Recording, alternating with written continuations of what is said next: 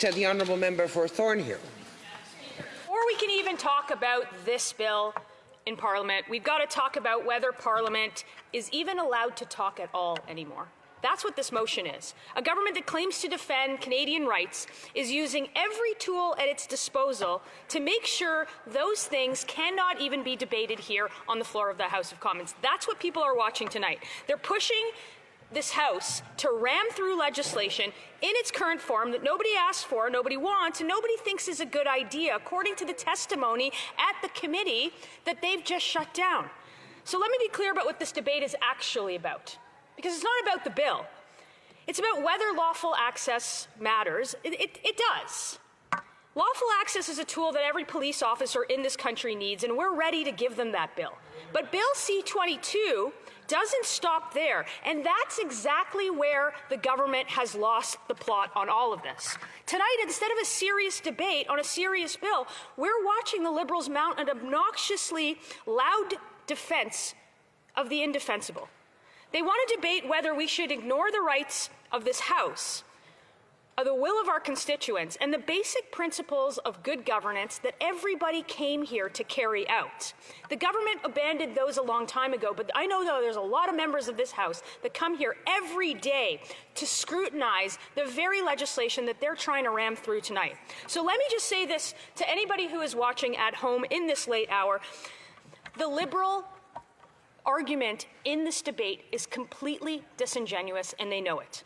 I appreciate the Chief of Police of York Region. We have an enormously good relationship. We have a great relationship. I've met with the Commissioner of the OPP, with the Toronto Police Chief. They've all asked us to help pass lawful access. And we told them that we would. And everything they asked for was in Part 1 of this bill. And we support that. And we're ready to pass that today. We were ready to pass that long ago. It's them that said no.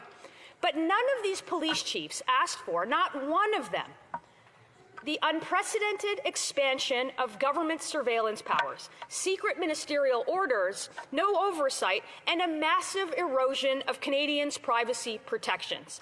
That's all in Part 2, and that's exactly what the problem is. And them ramming it through is a disgrace to this House. So they say that police are demanding it. And I think that's as much of an insult to the police as the last 10 years of their leadership on this file. That's a full stop. And I don't think they can find anybody who says that they need every provision in this bill, because it's just not true. We came to the government with a straightforward proposal. Pass Part 1 now.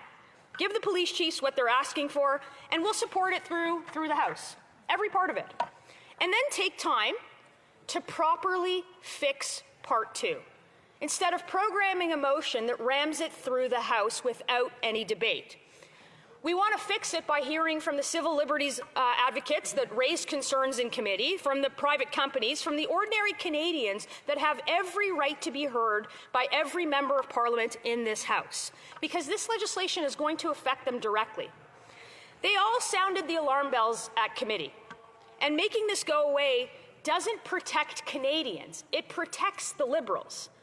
The government just said no to us. And the reason is because the minister presenting this bill cannot even defend it. Put him in front of a microphone and you will see.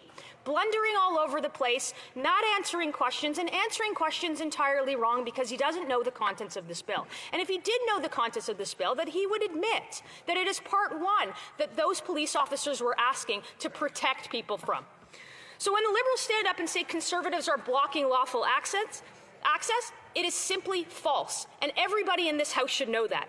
The culprit is the government's own stubbornness, their refusal to listen to anyone outside of their caucus, and of course, their minister who is incapable of defending his own bill. So what's the response to that refusal? It's this: a motion to cut off debate, to limit how long this bill is actually discussed, to limit committee study, and in an unprecedented move to retroactively pass this bill through committee without ever actually hearing the remaining amendments that were in committee. That has never been done in this place except for C9, the last time. The last bill that this government passed through the House. And before that, like my colleague had mentioned, she'd never seen it in the 15 years in this place, which is longer than I've been here. This isn't procedural housekeeping, and that's what they're going to make it sound like. It's a very real, very clear threat to rights and freedoms of all Canadians from coast to coast to coast. And the government has heard this loud and clear. That's exactly why they're ramming this bill through, because they can't go off on a summer break and have Canadians raise the alarm bells on it. They want to get it right through the House. One of the members opposite supporting this motion, though, we need to talk about this, is the member from Sarnia-Lambton. In a previous life, she sat on this side of the House as the Conservative shadow minister, forget this, civil liberties. She participated in nearly every civil liberties debate in this chamber. And every single time, she told Canadians the truth, that this government could not be trusted with privacy. And I agreed with her then, and I agree with her now. Because this is what we're talking about. This is a bill that lowers the constitutional bar, and this is where it gets serious. It creates secret ministerial orders with no sunlight. It opens back doors for bad actors, that mandates metadata retention as a direct precursor to AI-driven mass surveillance, and it weakens encryption that protects Canadians' private communications, even with their financial institutions. That's the problem, and I think this House deserves the debate, or this bill deserves the debate that the House should give it. Instead, the Liberals have rammed it through with what's called the programming motion to just sweep this away right before they take their summer break. She also told this House, though, back to the member from Sarnia-Lambton, and I remember it, that members of the Liberal caucus wanted to see her jailed over the views that she held exactly on these kinds of topics. And now she's voting with the same people. She's handing them unprecedented power to conscript private business as instruments of state surveillance and potentially break the encryption that millions of Canadians rely on every single day. And this isn't hyperbole. Signal, NordVPN, DuckDuckGo have all publicly said that this kind of bill would force them to leave the country entirely. So even with that kind of testimony at committee, doesn't anybody in this place think that this deserves more scrutiny and more study?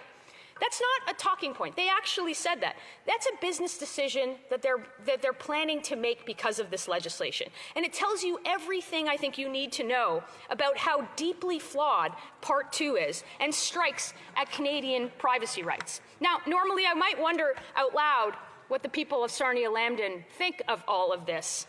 But in this case, I already know, because I went there.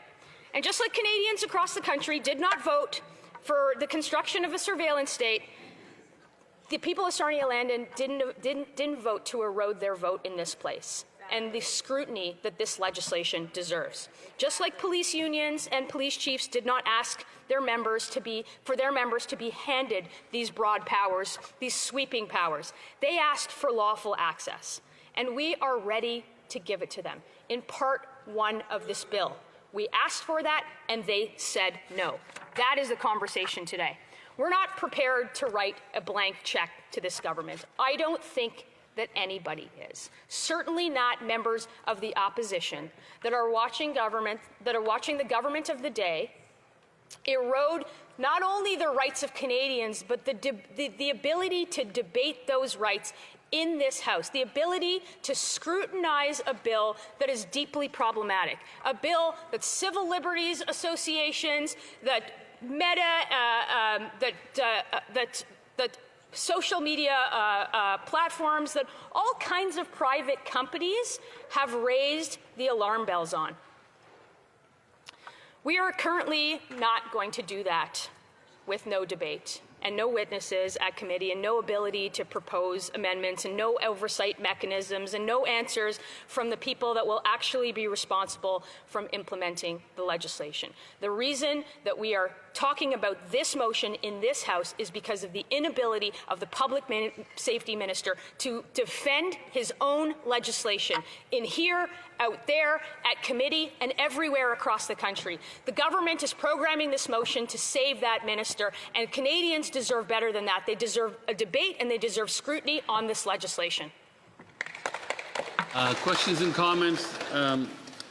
The honourable member for Barrie South Innisfil. Thank you, Mr. Speaker, and I appreciate the opportunity to ask my honourable colleague a question. And this really goes back to April of 2025, when Canadians elected a minority government to provide oversight, accountability, and transparency so that the opposition parties can hold them to account and provide that oversight. And what we've seen since then is this manufactured transactional majority, and since then, this heavy-handed hammer that has come down on this place that has limited our ability as an opposition of all parties to do that. I'm wondering if the honourable member can speak to the impact that this is having on not just our parliamentary democracy, but on the decline of democracy in general. Honourable member for Thornhill.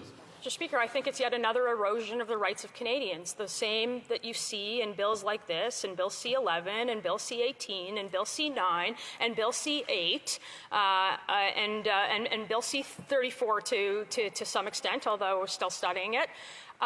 This is an erosion of democracy, and it limits the participation of many in democracy. We hear every single day from our constituents saying, why can't you do something about it? That's because they shut down debate, they shut off the cameras, and they shut down committees.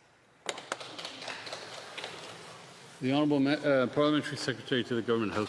Yes, Mr. Speaker, it's unfair for the member to make the kind of comments that she has. She knows full well lawful access has been debated and talked about now. We brought in legislation back in September of last year. The Conservative Party opposed it. They don't want nothing to do with it. That's the reality. And if it was up to the opposition, it would never pass. Without time allocation, it wouldn't pass. And we're going to respond to the law enforcement officers because the Conservatives have abandoned the support of law enforcement officers. Why have they done that? Member for Thornhill. Speaker, the parliamentary secretary knows full well that law enforcement didn't ask for anything in Part 2 of this legislation. We offered to pass Part 1. We offered to pass it weeks ago. We offered to pass it today. We will still make that offer if he wants to put that on the table, but that's not really what this is about. L'honorable député de Rimouski, la Matapédia. Merci beaucoup, Monsieur le Président. Je salue ma collègue pour son discours. Il y a un raisonnement que je ne comprends pas, que j'aimerais qu'elle puisse nous expliquer. Là, elle dénonce le gouvernement, qu'on a ajourné les débats, qu'on a fermé les caméras. Mais l'année dernière, en juin 2025, ils ont fait la même chose sur la loi C5 pour les projets d'intérêt national. Et le bâillon est appuyé par qui? Son parti, le Parti conservateur. Alors, j'aimerais juste simplement qu'elle nous explique pourquoi l'année passée, c'était bon de fermer les caméras, d'appuyer le bâillon. Et là, cette année, c'est plus bon. The Honourable Member for Thornhill. Sure, Mr. Speaker, if the member, my colleague, is arguing for this motion or against this motion. This is about scrutiny on this piece of legislation. This is about scrutiny on any piece of legislation in this House. We're never going to be for turning off cameras and shutting down debate the way that this programming motion has been brought to the floor of the House of Commons. It hasn't happened in 15 years, except for the last piece of legislation that they did it with on C9. The Honourable Member for Skeena Bulkley Valley. Speaker, and it's basically democracy that actually translates from this House into committee. And the Conservatives, the Bloc, the NDP, we all agree with Part 1 of this bill. There's no question about that. But it's 9:30 at night. And after this, the committee will sit again. One more attempt for MPs in this House to protect civil liberties and privacy. So, to the member, does she think that this Liberal government will actually listen to the debate and actually consider the amendments put together by all the members of this House outside of the Liberal majority government? Honourable Member for Thornhill. Mr. Speaker, I have one comment to that, and democracy dies in the dark. And that's what these Liberals should listen to very carefully. L'honorable député de Trois-Rivières. Merci, Monsieur le Président. J'aimerais savoir si les conservateurs sont si constructifs que ça. J'aimerais que la députée me dise des centaines d'heures d'intervention que les conservateurs ont fait au comité sur ce projet. Combien de minutes, parce qu'on parle en termes de minutes, ont vraiment été passées à discuter du sujet comme tel? Merci. The Honourable Member for Thornhill, briefly, please. Mr. Speaker, we've heard from various members on that side of the House that it's 25 hours. There is no amount of hours that will replace democracy in this place. That's what we're arguing tonight. We're going to stay as long as we